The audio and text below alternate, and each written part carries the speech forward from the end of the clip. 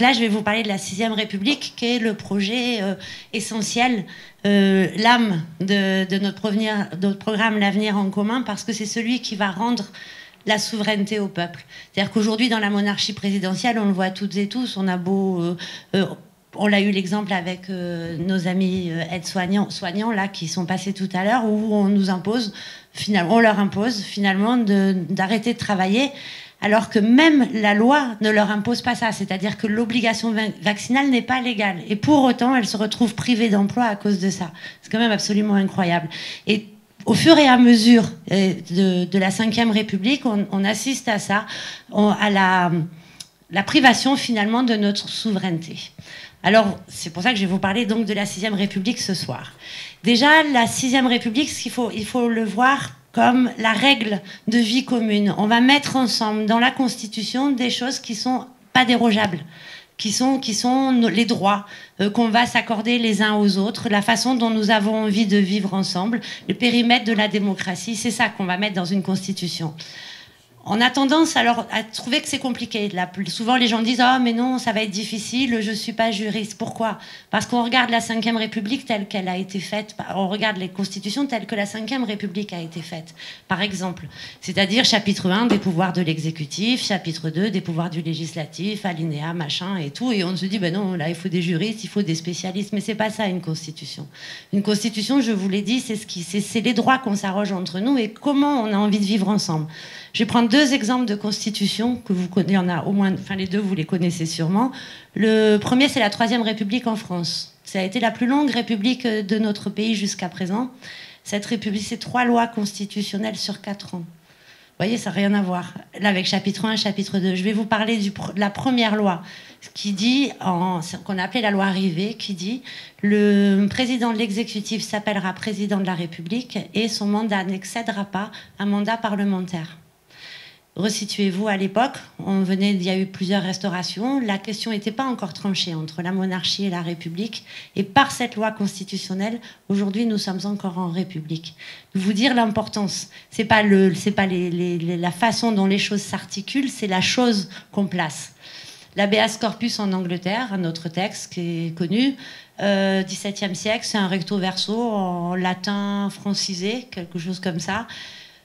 Il dit quoi? Il dit qu'on ne peut pas aller en prison sans avoir un jugement. Quand même incroyable. C'est le début de la régression, entre guillemets, de la monarchie. Et en fait, petit à petit, ça devient une monarchie parlementaire. Il n'y a plus l'absolutisme de la monarchie. Il y a autre chose dans cet habeas corpus qui dit que les droits individuels sont des droits importants, qui priment. Et mine de rien, quand on parle de la mentalité anglo-saxonne, encore aujourd'hui au XXIe siècle, on pense à cette somme des intérêts privés qui ferait l'intérêt général, parce que c'est comme ça qu'a été conçu l'habeas corpus. Et qu'encore aujourd'hui, ça marque ce pays. Donc nous aussi, on va faire la nôtre de République, cette République sociale que nous appelons de nos voeux, et dans ce processus constituant. Alors pourquoi maintenant? Parce que comme je vous ai expliqué, vous voyez, il y a des périodes, il y a des moments où les choses, elles doivent se faire, elles doivent se décanter absolument. Et là, la Ve République est à bout de souffle. Ça a été dit tout à l'heure, la Ve République, elle a été faite au moment où l'Empire s'écroulait, ce qui parfois est une bonne chose. Mais bon, il n'empêche qu'à ce moment-là, la France était dans un état où on avait peur de putsch de généraux et il fallait un homme fort et une République forte. Alors... 3-4 bonhommes, enfin un peu plus quand même, se sont réunis dans un coin. Ils ont proposé un texte, pouf, un vote, et les Français ont voté pour cette constitution de 1958. Bon, la France a évolué depuis. Les populations sont de moins en moins rurales, sont de plus en plus urbaines. L'école mixte, mine de rien, ça change énormément de choses quant à la conception qu'on a, la façon de vivre les uns par rapport aux autres. Le fait même que les femmes aient pu acquérir le droit, alors qu'elles travaillaient déjà, d'avoir un chéquier, de disposer de l'argent qu'elles gagnaient, c'est quand même énorme. Ça change beaucoup, beaucoup, beaucoup de choses à la façon dont on appréhende notre vie en commun. Les moyens de communication, Internet, les médias, les multichaînes de télé, tout ce que vous voulez, font qu'aujourd'hui, plus l'école, font qu'aujourd'hui, nous sommes un peuple éduqué et nous n'avons jamais été aussi éduqués aujourd'hui qu'avant. Voilà, parce qu'on est allé à l'école jusqu'à 16 ans, parce que l'école s'est répartie sur tout le territoire, parce que bac national, parce que, et ainsi de suite. Et On remarque dans la Ve République, parce qu'on pourrait dire que ce sont des élucubrations, mais pas du tout, vous le savez aussi bien que moi, vous voyez les taux d'abstention qui reviennent, qui augmentent, parce que les gens n'y croient plus, n'en ont plus envie. J'étais à un camp jeune l'année dernière et les jeunes disent en fait c'est un contrat de tacite reconduction. On ne se déplace pas parce que bon, on va pas s'embêter pour une virgule et 3 choses qui vont changer, ça sert plus à rien. Donc on s'en fiche finalement de savoir qui va faire la même politique qu'avant. D'où l'importance de refonder la règle commune. J'ai un trou, pardon. J'en étais où? Ah oui, sur le fait que nous devions refonder la règle commune, mince, pardon. Oui, et pourquoi maintenant? Alors, oui, ça y est, maintenant je sais ce que je voulais vous dire. Pourquoi maintenant? Donc, cette défiance, elle s'exprime de cette manière-là. Il y a quand même 2 choses que je voudrais vous rappeler pour vous expliquer la nécessité, pour qu'on touche vraiment du doigt la nécessité de remettre ces règles en commun. La première, c'est qu'ici, je vois pas mal de gens que j'ai connus en 2005. On s'est battu contre une constitution qui s'appelait un traité constitutionnel, et on s'est battu parce que nous avions conscience de l'importance d'une constitution et que nous ne voulions pas voir entrer, entre autres, la règle de la libre concurrence non faussée. Contre toute attente, on a gagné. Et une fois qu'on a eu gagné, par derrière, 2 ans plus tard, on nous faisait avaler le traité de Lisbonne, qui est exactement la même chose. Comment voulez-vous qu'on puisse avoir confiance dans des gens qui se rétractent de cette manière-là? La deuxième chose qu'on peut dire aussi, pour vous montrer cette appétence et ce désir de démocratie essentiel, c'est les gilets jaunes. Quoi qu'on en pense par ailleurs, peut-être qu'ici on n'a pas tous la même analyse des gilets jaunes, il n'empêche que la seule chose qui est homogène chez les gilets jaunes et qui est constante, c'est le RIC, le référendum d'initiative citoyenne. Ce qui est bien la preuve à un moment ou à un autre que cette envie de se réapproprier le pouvoir existe. Alors maintenant, c'est maintenant qu'on va le faire. Alors comment on va le faire? Dans maintenant 15 jours, dans une semaine, on va voter, oui, et il va rester comme candidat à la présidence Mélenchon et Macron.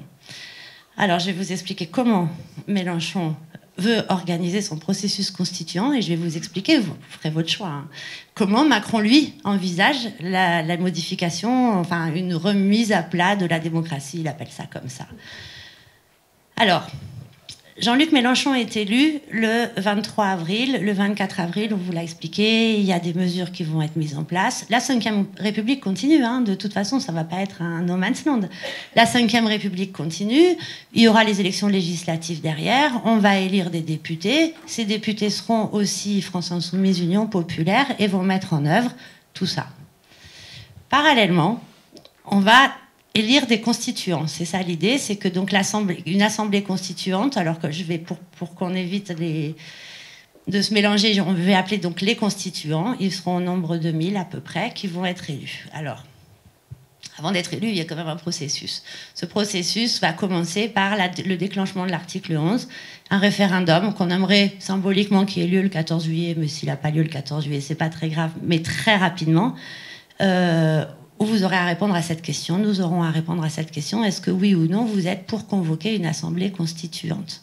Et puis il y aura une feuille à côté pour expliquer comment on va élire cette assemblée constituante, parce que c'est bien beau de dire que oui, on est d'accord, mais on aime bien savoir quand même qui on va élire, comment et pourquoi. Alors ces constituants seront élus par département. Ce sera des listes proportionnelles, parité de genre. Ne pourront pas se présenter à ces élections des députés qui ont été, enfin des gens qui ont été députés pendant la Ve République, pour éviter qu'ils aient tendance à reproduire ce qu'ils connaissent. Et les constituants, à la fin du processus, n'auront pas le droit de se présenter comme parlementaires sur la première mandature de la VIe République. C'est comme ça donc que ça va se passer. Et on fait quelque chose qu'on rajoute, on va faire un bulletin tiré au sort.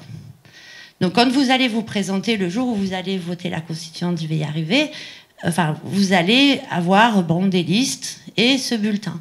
Et à la fin, tout sera compté. S'il y a 10% de bulletins tirés au sort, il y aura 10% de tirés au sort. S'il y a 50% de bulletins tirés au sort, il y aura 50% des membres des constituants qui seront tirés au sort. Cette élection se fera en novembre. Ça veut dire qu'entre le moment où on aura dit oui au référendum et le moment où on sera en novembre et qu'on aura à voter, on votera des listes diverses et variées. Il y aura certainement des listes France Insoumise, il y aura des listes Gilets jaunes, il y aura des listes Défense de la nature, plein de listes. Et ces gens-là vont se réunir donc vont être élus. Ils vont commencer leurs travaux début janvier. Et ils ont 2 ans pour travailler. Et pendant ces 2 ans-là, ils vont travailler, mais pas seuls dans un coin. D'abord, ils ne seront pas à Paris. Ils seront ailleurs que Paris, je ne sais pas où encore, mais ils seront ailleurs qu'à Paris, pour bien distinguer les deux activités. Et il y aura un travail, des auditions comme d'associations, des rencontres avec des syndicats, des rencontres décalées de doléances. Et tout ça sera travaillé pendant 2 ans. Et au bout de 2 ans, ils présenteront leurs travaux et nous aurons un référendum. Si nous votons pas, alors les travaux recommenceront. Et je vous dis tout de suite que ça n'est pas grave de ne pas voter une constitution. Il vaut mieux qu'on soit sûr de la règle qu'on va avoir, puisque la 4e République, le premier texte qui a été proposé, a été refusé par les Français. Et puis il y en a eu un autre après. Ça n'est pas très grave. Voilà. L'importance, maintenant que vous savez comment ça va se passer, et vraiment j'insiste, surtout après les interventions qui sont passées avant, l'importance de ce texte est énorme. Parce que c'était très bien écrit, dont tu l'as très bien dit, tu as parlé de conquis sociaux et non pas d'acquis sociaux, alors que partout on nous explique acquis sociaux, acquis sociaux, acquis sociaux, et on passe leur temps à nous dire qu'il faut qu'on s'assoie dessus et qu'on nous retire nos acquis sociaux. Jamais, jamais, jamais personne ne nous a donné quoi que ce soit. On est toujours allé le chercher avec les dons, et aujourd'hui ils sont encore en train d'essayer de nous le récupérer. Si on constitutionnalise nos conquêtes, nos envies de vivre ensemble, alors on protégera un certain nombre de gens. Et pour finir, pour vous dire, ça n'empêche pas que même si on a la Constitution rêvée, celle avec la règle verte, celle avec les services publics préservés, celle avec la démocratie dans l'entreprise, celle avec tout ce qu'on va pouvoir rentrer dedans, ça n'empêchera jamais qu'il y a quand même des débats droite-gauche et qu'à chaque élection, la question des parlementaires qu'on élira peut changer la règle du jeu. Pas la règle du jeu fondamentale, mais la façon dont nos impôts vont être répartis pour favoriser telle ou telle mesure comme ça se fait aujourd'hui. Donc voilà, nos conquis sociaux, il faut se battre maintenant pour les garder parce que les libéraux vont pas nous lâcher la grappe. J'ai pas d'autre expression, pardon.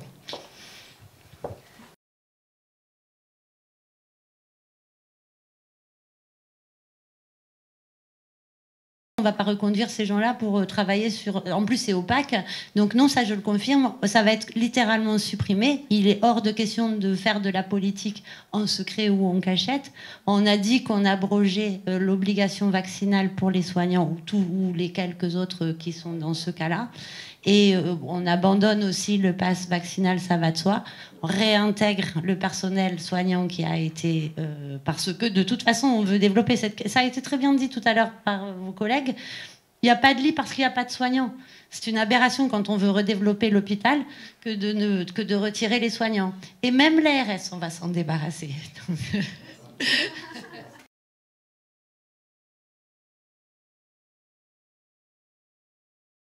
Moi, tout le monde.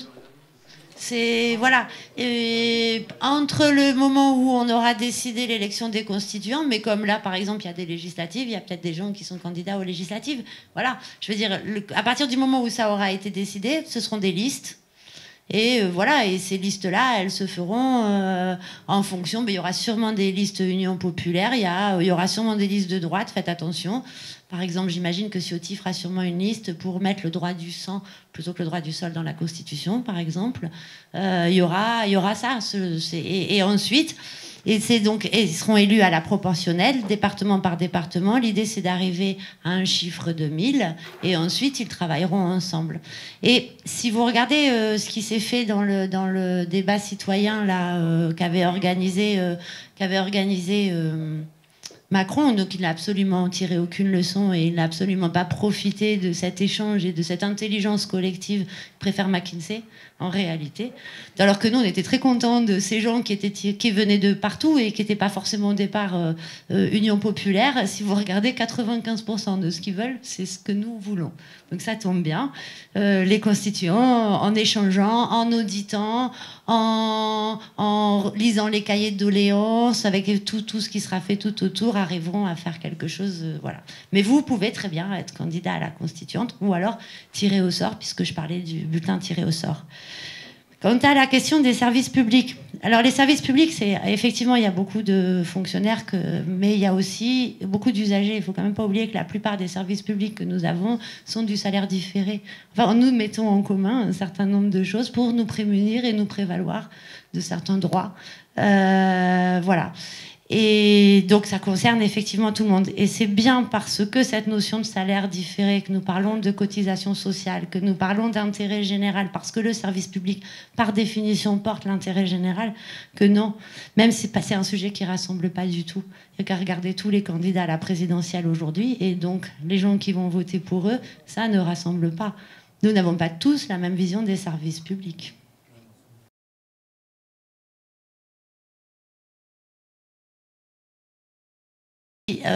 C'est un des enjeux de la 6e République. C'est effectivement comment est-ce qu'on contrôle nos élus et comment est-ce qu'on peut les révoquer. Et on le met, on est très très clair là-dessus. Une démocratie sans contrôle, c'est pas une démocratie. C'est un simulacre. Alors ensuite, une démocratie, c'est pas toujours parfait.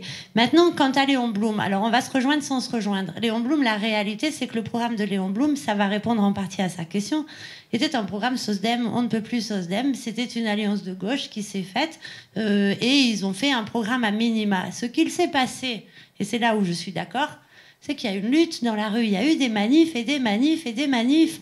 Et Léon Blum a été obligé de céder. Alors c'est plus facile de céder quand on est un dirigeant de gauche, avec tous les guillemets qu'on peut mettre. Et c'est pas vrai, c'est pas Léon Blum qui a donné les congés payés, c'est pas Léon Blum qui a fait les semaines de 40 heures et ainsi de suite.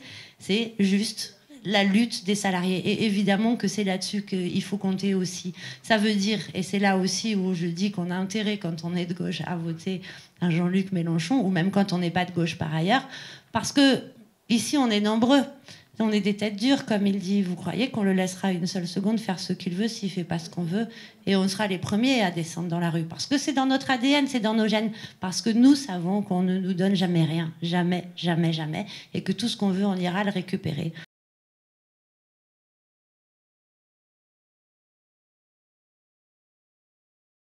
Bon, l'ARS, c'est pas compliqué, supprimer l'ARS quand on est président de la République. Quant à la question de l'OMS ou des organismes internationaux, on n'est pas forcément hostile par ailleurs à tous les organismes internationaux et il y a bien des choses si à se régler à ce niveau-là qui nous laisseraient un peu plus tranquilles. Cela dit, il y a quelque chose qui nous intéresse dans ce qui est fait, notamment à l'OIT, par exemple, l'Organisation internationale du travail. Il y a quand même des choses qui se font aussi qui peuvent être intéressantes. Si on met dans la Constitution que, et ça a existé dans les organismes internationaux, que nous refusons que par principe, on ne fera jamais moins que ce qui est le mieux de proposer ailleurs. Ça s'appelle, la clause, elle a un nom. L'accord qui est passé, mettons, on va dire pour les syndicats, ça se fait au niveau des syndicats européens. C'est pas la hiérarchie des normes. C'est s'il existe un accord avec un niveau donné de protection, on ne fera pas en dessous. Voilà. Donc ça veut dire que les organismes internationaux peuvent nous être utiles quand ils font des propositions ou qu'ils imposent des choses qui sont au-dessus de la norme qui est même utilisée dans notre pays. Donc on n'est pas hostile aux organismes internationaux par définition. Ensuite, voilà, bon, l'OMC, c'est un peu un autre problème.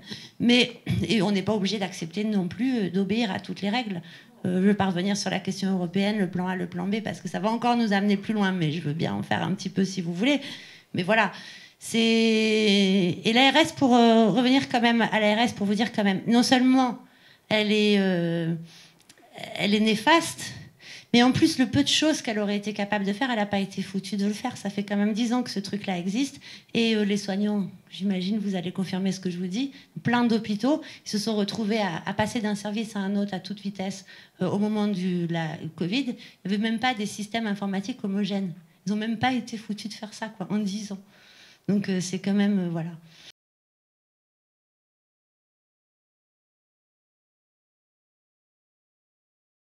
c'est que le 13 avril, Jean-Luc Mélenchon est au 2e tour. Le 14 avril, qu'est-ce que vous croyez qu'on va faire? On va aller voir nos camarades du Parti communiste, évidemment.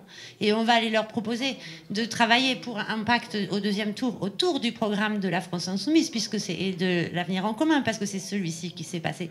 Donc normalement, un communiste qui veut participer au pouvoir, il n'a pas 36 solutions. Il faut que Jean-Luc Mélenchon soit au 2e tour. Donc voilà, ça sert à rien d'aller se battre avec eux, ni rien du tout. La réalité, c'est que de toute façon, nous gagnerons à élargir, et voilà, et on n'a pas à avoir peur des débats. Le camarade anarchiste, s'il y a quelque chose de fort chez les anarchistes et dans la pensée anarchiste, c'est celle d'apprendre justement à savoir se disputer, à savoir à accepter la contradiction, à décider que finalement on ne va pas faire quelque chose ensemble, ou à essayer de trouver ensemble la meilleure solution pour avancer. Et c'est ce qui va se passer avec nos camarades communistes, j'en suis absolument sûre. Alors je ne veux pas être longue sur le Frexit, mais quand même. Le Frexit n'est pas notre programme, très clairement. Enfin, quand même, on a le plan A, le plan B, et vous avez vu qu'il y avait écrit opt-out. Alors, il faut arrêter. C'est pas parce qu'on nous explique que les traités européens, on est obligé de se les avaler quoi qu'il en coûte. C'est pas vrai. Il y a plein de pays, y compris dans les pays fondateurs. Le Danemark, je crois, c'est lui qui n'a pas sa monnaie, qui n'a pas l'euro comme monnaie. C'est un opt-out. C'est le Danemark ou là? Je ne sais jamais c'est lequel. Enfin bref. L'Angleterre a fait un opt-out. Elle n'a pas voulu rentrer dans Schengen à l'époque où elle était dans l'Europe. Donc on peut très bien le faire. Je ne veux pas vous expliquer le plan A, le plan B maintenant, ça va être très très long. Mais la réalité, c'est que la première des choses que nous allons faire, c'est que nous allons rediscuter les traités européens. Ça, c'est une réalité. Et en même temps, nous construisons, puisque nous avons une position de non-alignement, nous discutons, et que nous sommes internationalistes, nous discutons la possibilité d'avoir des coopérations avec des pays, et d'ailleurs même pas forcément les pays européens, mais peut-être des pays à l'extérieur. Et la Méditerranée nous intéresse énormément. Donc soit la Commission européenne nous laisse, l'Europe telle qu'elle existe aujourd'hui, nous laisse vivre tranquillement nos opt-out, et puis voilà, tant mieux. Soit elle n'est pas d'accord. De toute façon, nous travaillons d'autres coopérations. Parce que nous sommes internationalistes et que nous pensons qu'il y a des choses à faire avec les pays de l'Alba, avec les pays de l'autre côté de la Méditerranée. Je ne veux pas aller plus loin parce que ce serait un peu long à expliquer maintenant, mais revoyez les plans A, plan B, regardez plan A, plan B, vous trouvez ça sur Internet facilement, et vous verrez que ce n'est pas un Frexit, parce que ça n'a pas d'intérêt de faire un Frexit. C'est beaucoup plus fort d'essayer d'imaginer de faire des coopérations pour pouvoir, à l'échelle de la planète, peser pour la règle verte, peser pour des coopérations solidaires, peser pour et ainsi de suite. Voilà, mais en tout cas, de toute façon, on n'a pas le choix. Dimanche, Jean-Luc est au 2e tour parce que sinon c'est une catastrophe. Et je crois sincèrement qu'il faut tenter la révolution de velours, parce que sinon la révolution, elle aura lieu dans la rue. Moi, je vous assure que j'aurai l'air gourde avec une Kalachnikov, je ne sais pas la faire marcher. Donc je préfère que ça se fasse dans les urnes maintenant, et c'est impératif parce que sinon ça pètera.